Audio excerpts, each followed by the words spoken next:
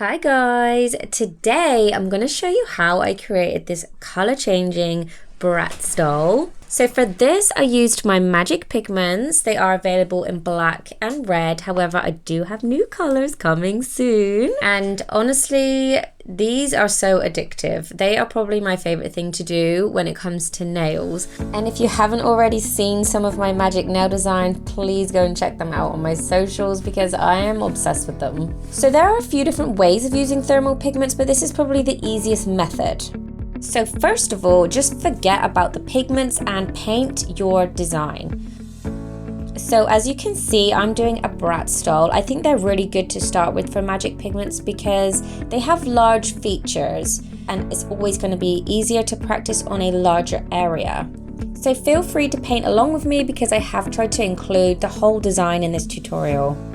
So here I've done my Bratz beautiful big eyes and a little curve for the nose and then her big luscious lips. For this I'm using my Sturdy Boy. He is a 15mm liner and he is my OG, my go-to and my absolute favorite. So once I've done the eyebrows, I'm going to go ahead and do her head shape as well as her hair that frames her face.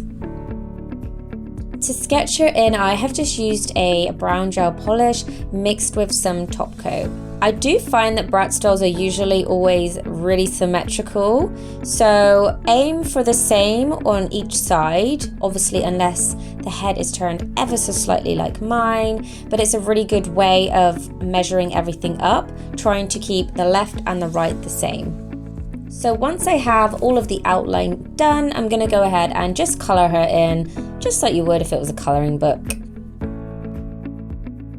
So this is my little cutie detailer and he is perfect for coloring in really small areas. He's short, thin but not too thin, so he can still hold gel polish. So as you can see, I'm just doing the eye whites and now I'm going to color in her lips. Bratz dolls literally have the best lips. Oh my god, it makes me look like I have none. They always seem to have lip liner as well, so let's go ahead and put that in. It's always really dark too. I have sped this up a little bit, but if you guys ever want me to do a character tutorial in real time, please let me know in the comments. I am happy to do that. I'm kind of feeling the YouTube thing right now with my tutorials. So yeah, now is the time to say if you want to see anything. So I've put some base down for her eyeshadow and now I'm just going to go in and do her eyebrows. I'm still using my little cutie detailer for this because he is also really good for drawing. So yeah. Next, I'm going in and doing her pupils as well as her eyeliner, and I'm just going to do everything that needs to be done with the black outline.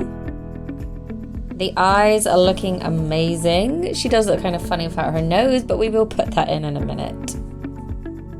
I'm going to give her a little bit of glitter pink eyeshadow.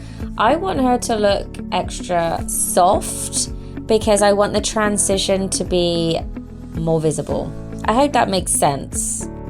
Her jacket is velvet, so I'm going to use a cat eye just to try and create that shimmer velvet effect. Now we want to give everything some dimension, so I'm going to go ahead and add some darker pink to her lips, so it's going to make them look really plump. And while I still have the dark shade of pink on my brush, I'm going to add dimension to her eyelid area. I find that whilst you have a certain color on your brush, it's kind of easier just to paint everything that's going to be the same color. So once I've done the outline of her face, I'm going to actually paint the hair area underneath in a dark shade.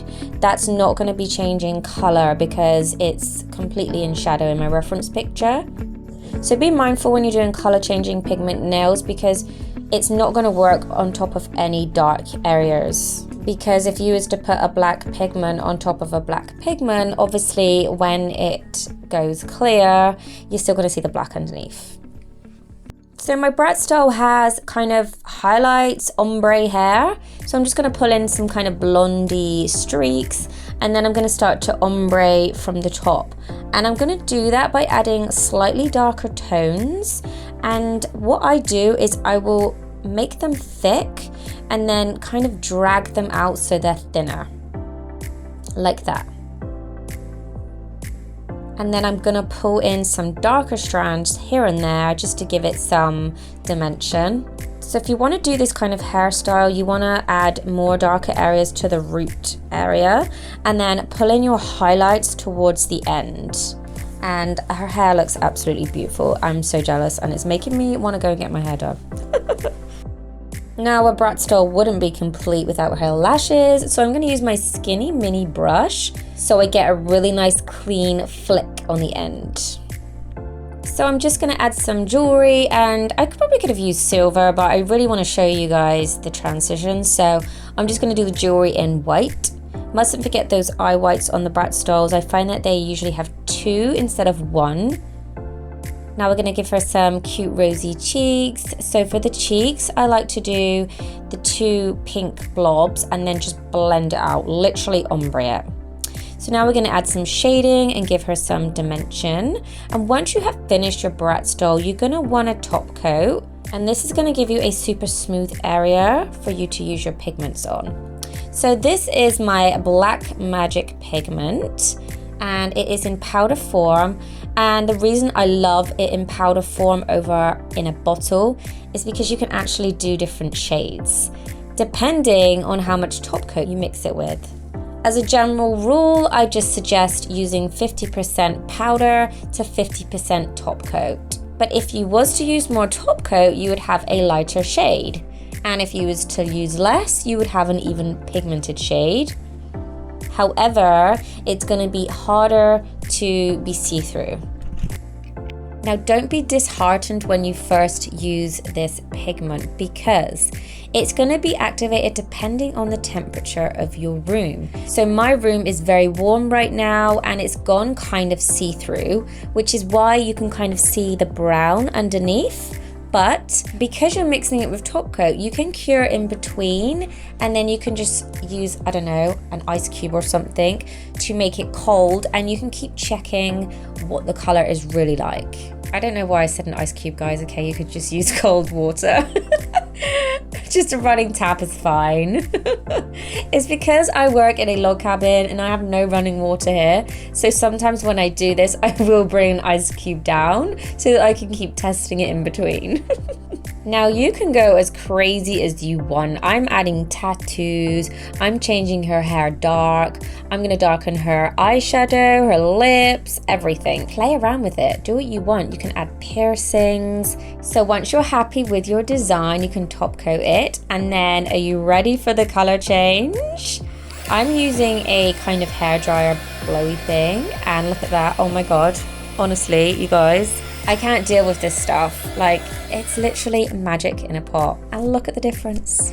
I hope that you like this tutorial, and I have lots more coming on these magical pigments. Don't forget to like and subscribe, and I will see you next time.